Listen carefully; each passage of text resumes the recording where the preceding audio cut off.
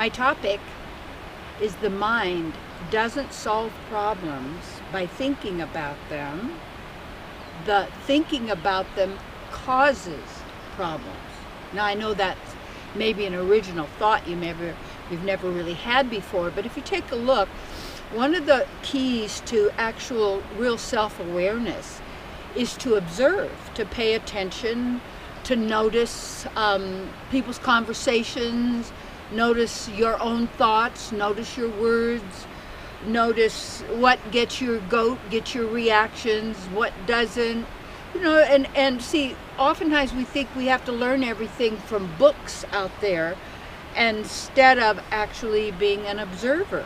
And some of the greatest, what would you say, revealers of truth were people who observed nature. They just observed what's going on. It's like if you want to have a good relationship, notice the relationships that are wonderful. And then notice what happens when all of a sudden you sign a contract, an agreement with some person that for the rest of eternity, they'll be yours and they'll never go anywhere. They're always yours, or you keep them. And you realize how then you don't have a good relationship anymore. You have a business somehow, maybe a faulty business. But when you notice what's working and you also notice what's not working, it isn't that someone has to tell you about what to do or what not to do.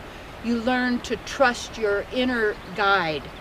And most people don't realize they have an inner guide. So what happens is we use our thought process or our thinking processes to solve problems, and actually the mind, the thinking process, never really brings a permanent solution, because this, what we call this fake, artificial, false ego mind that we've developed, this persona, this information that we have where we've been making our choices and our decisions, that's always coming from someone else, from maybe books we've read, movies we've seen, television, what we were taught in school, what we hear, in the news, and all of this. We take all of this in, and then we're using all of that information that has been given to us. Not that we've noticed, not that we've done our own observations, not that we've, really been a perceptive person, but we're using all of that to try and solve our problems. Now, how we solve problems, see, it's like, I don't have problems. People say, what do you mean everybody has problems? No, they don't. When you're allowing your inner guide, you call it your God within. I've renamed my God within my beloved, because they trash the word God anyway, because you got gods, little gods, big gods, you got all these, big evil gods, nice gods, good gods, my God's better than your God. I mean, we've just all over the place. And so, but I do have a personal relationship with my beloved. And my beloved solves what you could call a problem when I turn it over to my beloved, my partner, my divine guide, to solve it in a divine way, in a way that's good for everybody. And see, what happens when we want to be right and we've got to make other people wrong, in that way, then we don't want the problem, the situation, to be solved for the good of all. No, because they're wrong. Can't be in there. They can't be good for them. It's got to be just good for me, because this is the way it is, because I'm the one that knows. Well, wait a minute. What we're not doing is we're not really tuning in to nature. We're not really tuning into our inner self. I think, years ago, Stanford University did a research project about whether humans are really basically good or evil. And with little children, they found that when little children, there was somebody needed something, one of their friends, or someone ran out of some juice and needed some juice or a cookie or whatever, the other children, their first move, their first instinct was to help, to give. And then they would pause and remember what their parents had told them about, don't share your toys, don't give to them, keep it for yourself, or you won't have any anymore.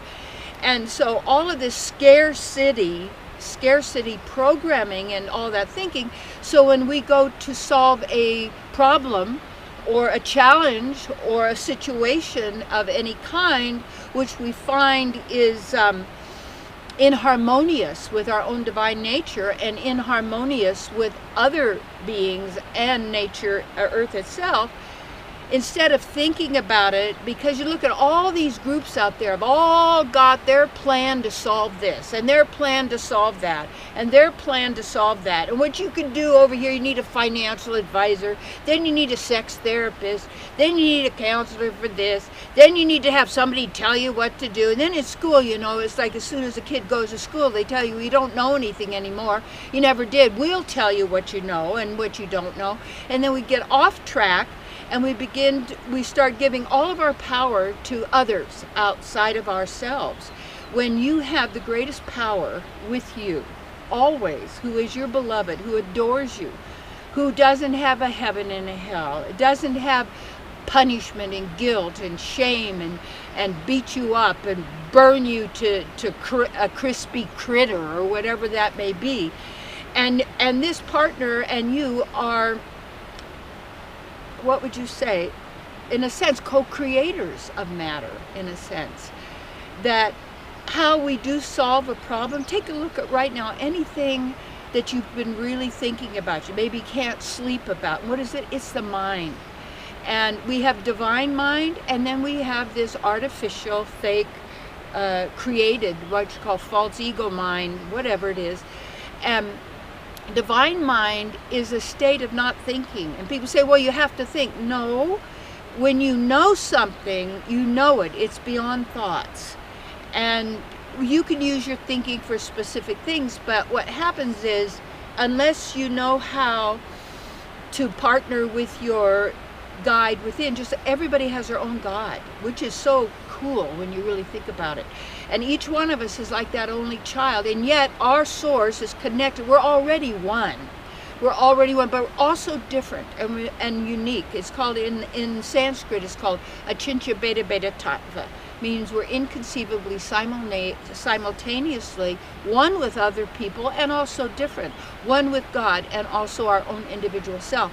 But you have your partner, your divine guide, you're with you all the time. And what people aren't asking, they're asking a what would you say, at a what do you call it, like a search engine to get your answers. We're asking, encyclopedia will tell us. We'll go to the library and then they'll tell us how to do this and that. So what happens is, the more we do that, the less power we have.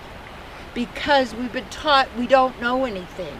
And we taught that we have to learn by certain, you know, the old psychopathic religions will tell you what's right and wrong according to God, but of course it's humans who are telling you what the big deal God is saying. And then we'll have the king and the royalty and the big deal people, they'll tell you what's right and wrong, because you got all these laws and these rules and blah blah, and everything becomes so complicated that people are so goofy, they're using all these painkillers and all of these headache pills and all of these, you know, stuff to try and be able to sleep or to rest, because of mind, because they've let the mind and the body control them, when you need to get back in control of your own mind and your own body and your own life. And you are life. And when that does is, you know, just notice how your mind, what it's doing. And the mind, in a sense, if it's not controlled, will destroy. And it destroys through self-hatred and guilt, which we will deal with in some of our other lakeside chats. And you can hear that nice waterfall in the back, and you see the snow and all the freshness of the elements and being out here in nature. Well, you have your nature, and your nature's divine.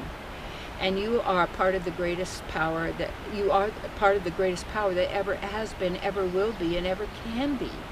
And all of that is right there with you. So take that situation and turn it over right before you go to bed at night, so you can let it go. Or even you start out in the morning. Do some nice breathing, center yourself in the region of the heart.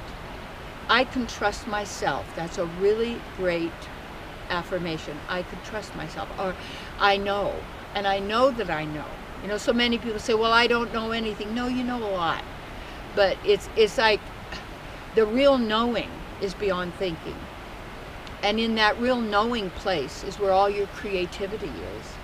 And you turn it over to your partner and you say, divine, beloved, however you call your partner within, any name, any choice you do, is that would you please resolve this for the highest good of all? And I turn that over to you, and please, then I ask that you, appraise me of what that is and guide me and direct me in this. And if you have to be sincere in that, and you don't even after a while even have to probably speak or ask, because that divine presence is closer than breathing, closer than your hands and feet, because you're part of that. It's you in the totality. And then let it go. And then, and another thing is, here's another little fast little thing you could do, is give yourself maybe 20 minutes not to worry. Maybe a half hour, maybe an hour, and then keep expanding it and get into the feeling of how would you feel if there was nothing to worry about ever again? You say, well, that'd be crazy because there's things to worry about. They're telling me all the time. That keeps you scattered. That keeps you out there, keeps you frazzled, keeps you so you can't empower yourself or anybody else. And so give yourself a little time frame. It's okay, I won't worry for 1 hour. And how would I feel if everything was magnificent? I don't mean my way. I mean that it just, all that I need comes to me, all that needs to be. There's harmony, beauty. Get into the feeling. How would you feel? You say, yeah, but I'm worried about that. Yeah, but you know what? That mind you're using causes problems and will keep you sucked into them with no permanent solution. There's always a permanent solution, and it's simple. It's so simple that people say, well, if it was that good, it must not be true. Well, that's true about scams, but that's not true about yourself. And that God presence, my beloved, your source, your best friend, your pal, your buddy, whoever, your muse, whatever you want to call your divine presence. Just want you to recognize that presence. That's your wholeness. That's your unity. That's your power center.